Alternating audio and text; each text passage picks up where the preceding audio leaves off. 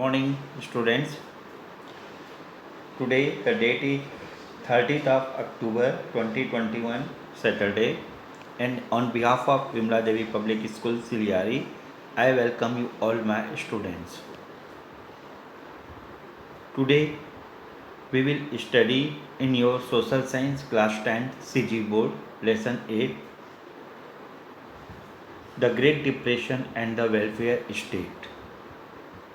I am going to scroll down very slowly. If you want, you can read because it is the PDF version of your book. You can read till this point. You can use the pause button and you can read.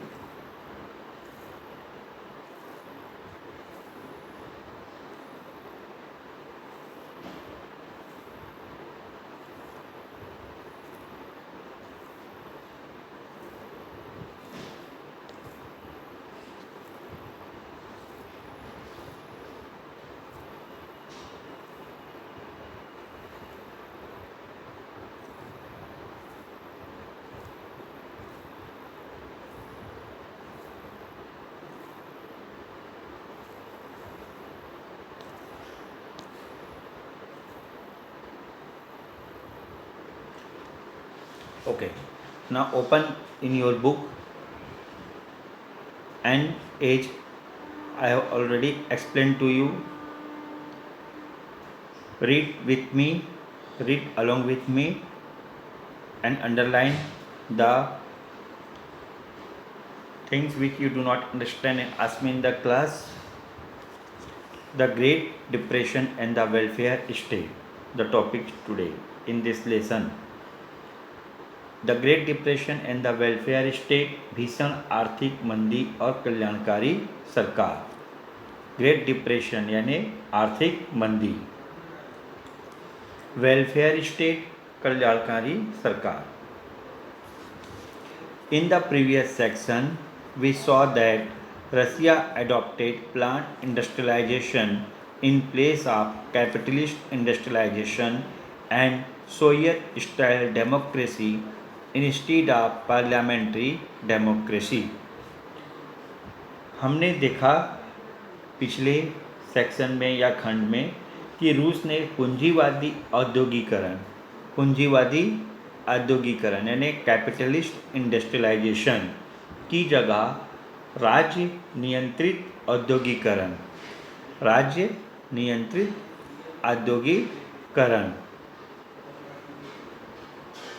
Plant industrialisation, राज्य नियंत्रित औद्योगिकरण को अपनाया और संसदीय लोकतंत्र यानी parliamentary democracy की जगह सोवियत शैली का लोकतंत्र, सोवियत स्टाइल डेमोक्रेसी को स्वीकारा.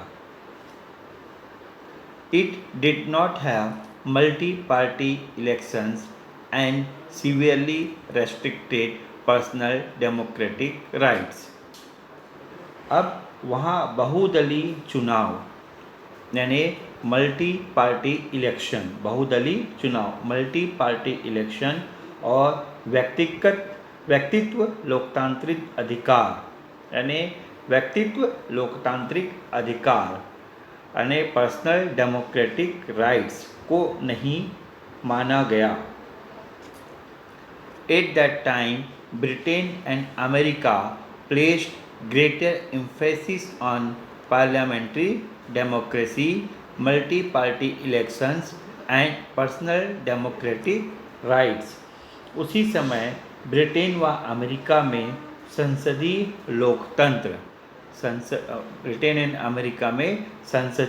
लोकतंत्र, पार्लियामेंट्री डेमोक्रेसी, बहुदलीय चुनाव, मल्टी पार्टी इलेक्शन और व्यक्तिगत लोकतांत्रिक अधिकार यानी पर्सनल डेमोक्रेटिक राइट्स पर अधिक जोर था.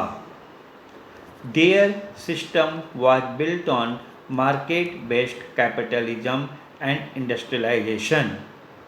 यह व्यवस्था बाजार आधारित पूंजीवादी औद्योगिकरण पर खड़ी थी. बाजार आधारित पूंजीवादी औद्योगिकरण पर खड़ी थी। Market based capitalism and industrialization. The underlying understanding was that the democratic government would refrain from interfering in income matters, letting market forces determine the course of economy tax. और उसमें यह मान्यता थी कि लोकतांत्रिक सरकार को आर्थिक मामलों में दखल नहीं देना चाहिए, अर्थव्यवस्था को पूरी तरह बाजार पर छोड़ देना चाहिए। This understanding was severely shaken by the Great Depression of 1929, and these nations were forced to re-examine their ideological positions. अब इस विचार को बहुत बड़ा धक्का 1929 की भीषण मंदी से लगा और अपने आप को बदलने पर विवश हुआ। When the First World War ended, the hope was that all countries would grow rapidly. प्रथम विश्व युद्ध की समाप्ति के बाद यह आशा की गई थी कि सभी देशों में तेजी से आर्थिक विकास होगा। This did actually happen after 1919 और 1919 के बाद ऐसा हुआ भी। But after 1923, development slowed down, and by 1929, the world was in grip of the Great Depression,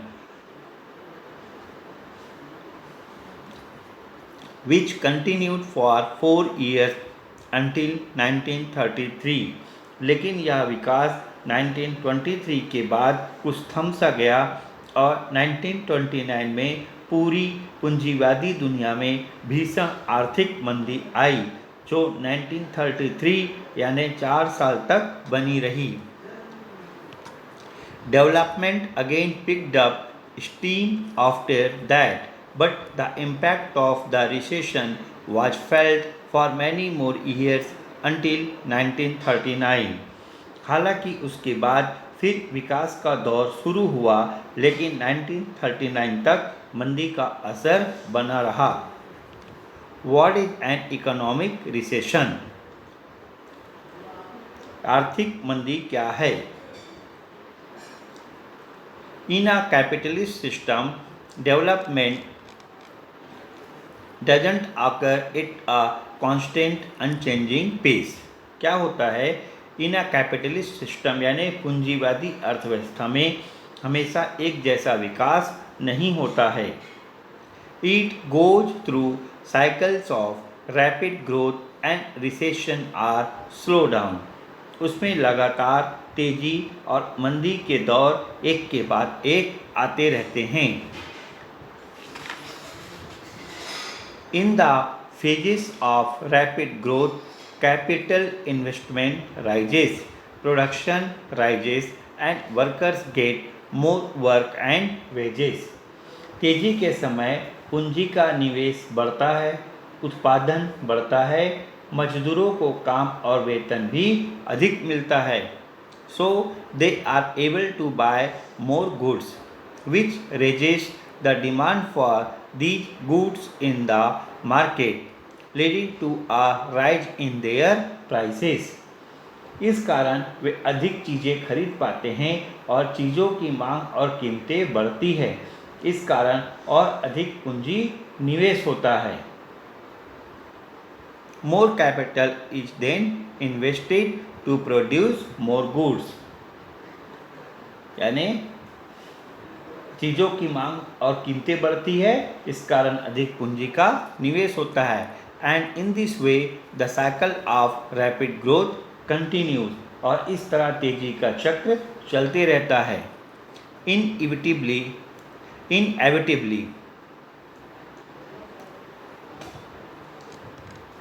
Inevitably, this happy phase leads to a situation where there is excessive production of goods that cannot be sold, so prices fall. इस खुशनुमा दौर के अंत में अक्सर चीज़ों का अत्यधिक उत्पादन हो जाता है और वे बिक नहीं पाती है और माल की कीमत कम होने लगती है।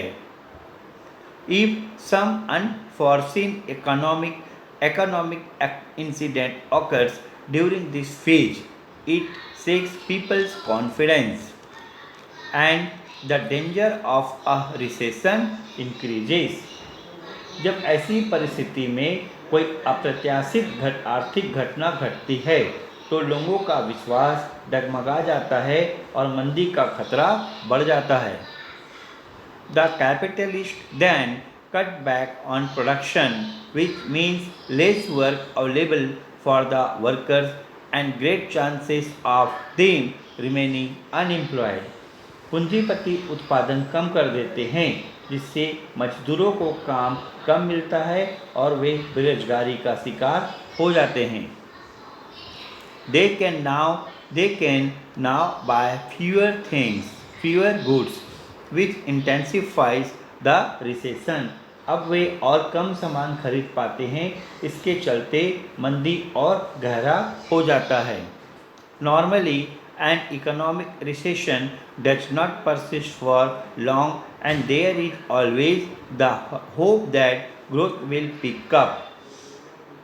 आमतौर पर आर्थिक मंदी का असर कम समय के लिए रहता है और फिर तेजी की आशा रहती है। But in 1929, the impact of the recession continued for several years and shook the entire world. लेकिन 1929 की मंदी का असर कई साल तक रहा और पूरे विश्व को हिलाकर रख दिया। The signs of a slowdown were evident in America as early as 1925. 1925 से ही अमेरिका में मंदी के आसार उभरने लगे थे। During the First World War, when agriculture in Europe was badly hit, the American farmers stepped up production in a big way, for which they required bank loans. प्रथम विश्व युद्ध के समय जब अमेरिका में कृषि प्रभावित रही प्रथम विश्व युद्ध के समय जब यूरोप में कृषि प्रभावित रही, अमेरिका के किसान ने उत्पादन खूब बढ़ाया जिसके लिए वे बैंकों से बहुत उधार भी ले रखे थे। But after the war, agriculture once again picked up pace in Europe to purchase of food grain from America dropped substantially. लेकिन युद्ध की समाप्ति के बाद यूरोप में कृषि फिर से स्थापित हुई और उसने अमेरिका से अनाज खरीदना कम कर दिया। This led to a sharp fall in the price of agricultural produce, leaving the American farmers in distress and unable to repay their bank loans. इस कारण अमेरिका में कृषि उपज की कीमतें घटने लगी और किसान परेशान होने लगे, वे बैंकों की किस्त नहीं चुका पा रहे थे। The Great Depression began with a drastic fall in American stock market on October 29, 1929. भीषण मंदी की शुरुआत 29 अक्टूबर 1929 के अमेरिकी शेयर बाजार में भारी गिरावट से हुई। The shareholders of listed companies buy and sell their shares in the stock market. Share बाजार में विभिन्न कंपनियों की हिस्सेदारी या शेयर खरीदे बेचे जाते हैं। If a company is making profits, more people buy its shares, leading to a rise in the price of its shares. अगर कंपनी मुनाफा कमा रही हो तो अधिक लोग उसके हिस्से खरीदेंगे और उसका दाम बढ़ जाएगा। But if a company makes losses, its shareholders begin selling their shares in the market, but there are few buyers for these shares. अगर घाटा हो रहा हो तो जिनके पास उनके हिस्से हैं वे भी बेचने लगेंगे और खरीदने वाले नहीं होंगे। The price of the company's shares then begin to fall. ऐसे में उस कंपनी के शेयर की कीमत कम होने लगेगी। On October 29, all companies listed on the American Stock Exchange experienced a rapid drop in their share prices. अक्टूबर 1929 में अमेरिका के निवेशकों ने पाया कि कोई कंपनी मुनाफा नहीं कमा रही थी और सभी घाटे में चल रहे थे। Those holding the shares were keen to sell them, but there were no buyers. जिनके पास शेयर थे वे बेचने के लिए आतुर थे मगर खरीदार नहीं थे। Banks were unable to recover their loans which left them with less liquid cash. बैंकों ने जो उधार दे रखे थे वे वापस नहीं हो रहे थे और बैंकों के पास नकद की कमी पड़ गई।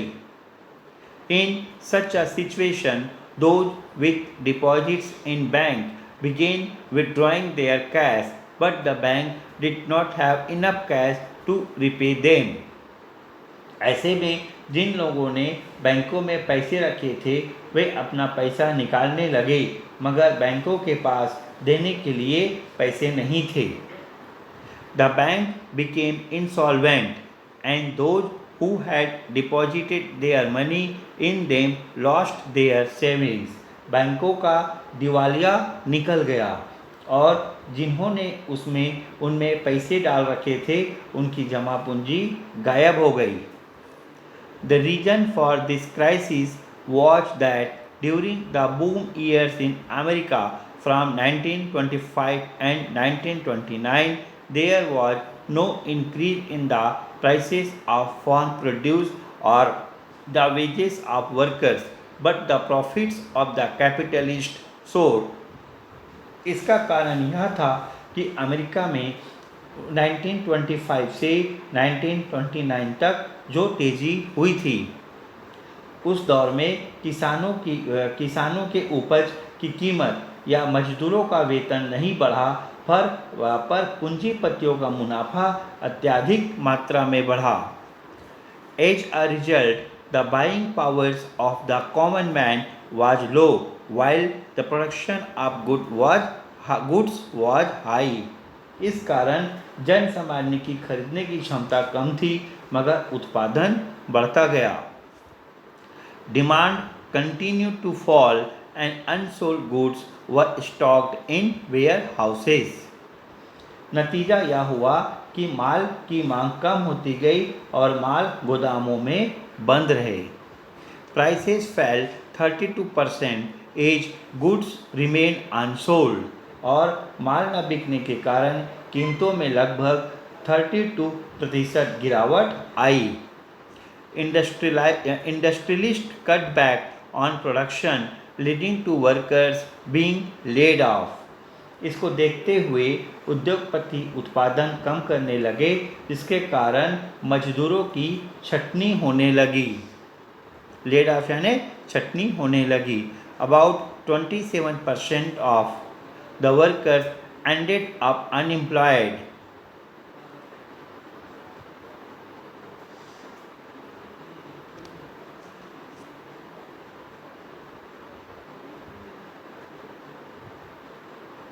About 27% of the workers ended up unemployed और लगभग 27% मजदूर बेरोजगार हो गए।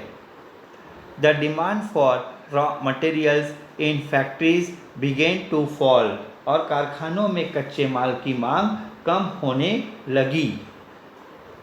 Simultaneously, the large-scale unemployment led to a fall in demand and prices of agricultural products. और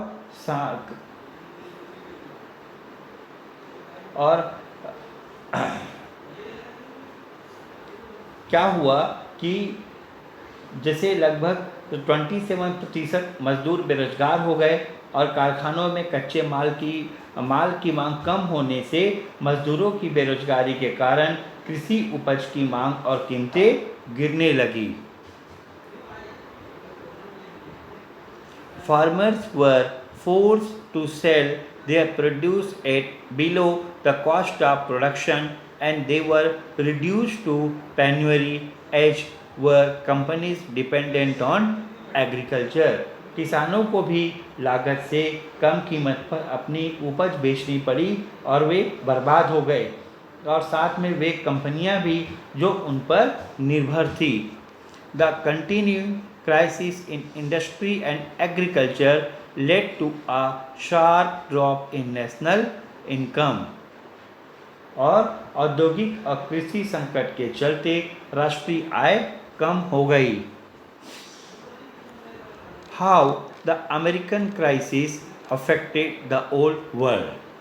अब अमेरिका के संकट ने पूरे विश्व को कैसे प्रभावित किया।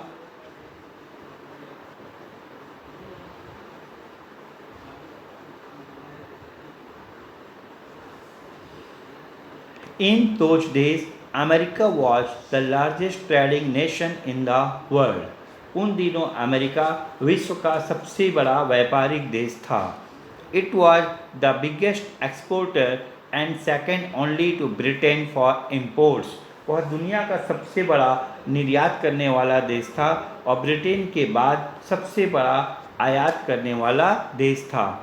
It was also the largest lender to war-ravaged Europe and the continent's biggest investor. वह युद्ध से उभर रहे यूरोप का सबसे बड़ा कर्जदाता और निवेशक था। As a result, the entire world economy dependent on American prosperity. फलस्वरूप पूरी दुनिया की अर्थव्यवस्था का ताना बाना अमेरिका पर निर्भर था।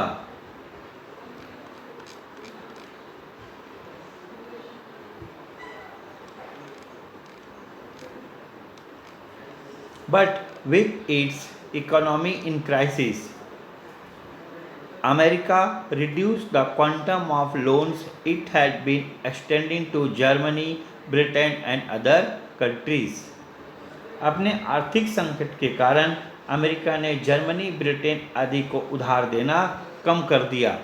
It reduced imports from around the world to protect its domestic agriculture and industry. अपने कृषि और उद्योगों को बचाने के लिए अमेरिका ने दूसरे देशों से आयात कम कर दिया। As a result, the American crisis quickly enveloped the entire global economy after 1930, especially the countries whose trade and investment was highly dependent on America.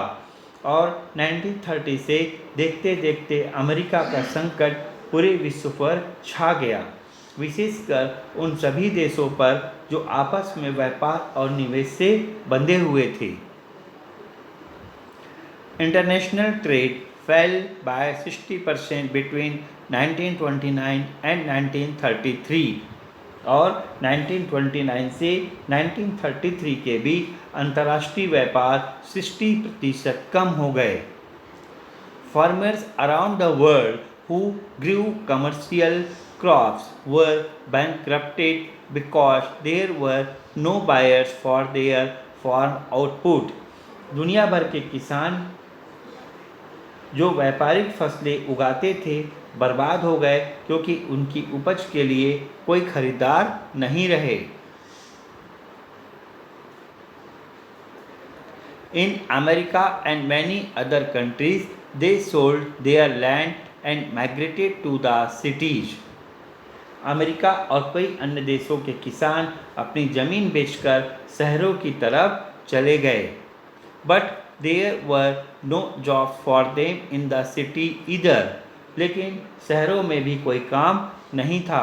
In Britain, 23% of working population was unemployed, the figure being as high as 44% in Germany.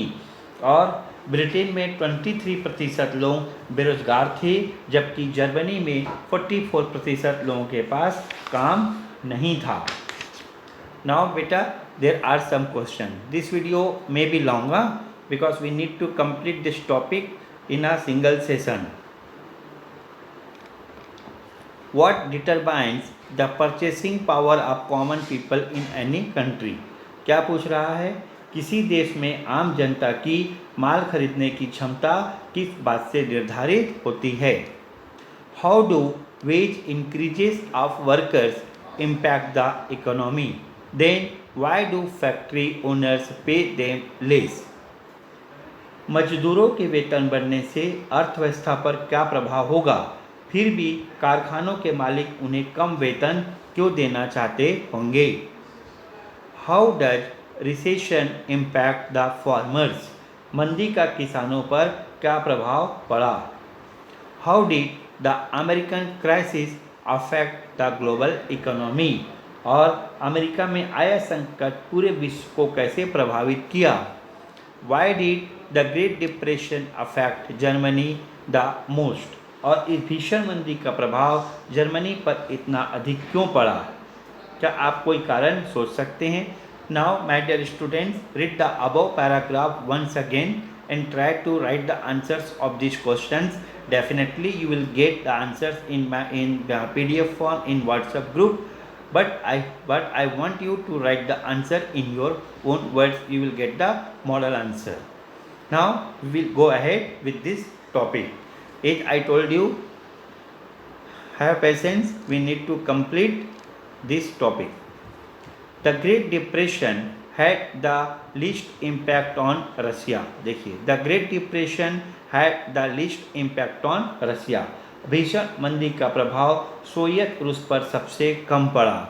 Where the 5-year plan was leading to rapid industrial progress. और वहाँ उसी समय प्रथम पंचवर्षीय योजना के तहत तेजी से औद्योगिक विकास हो रहा था. There were 2 reasons for this. इसके 2 प्रमुख कारण थे. First, Russia was economically self reliant because the country was less linked to the global economic system.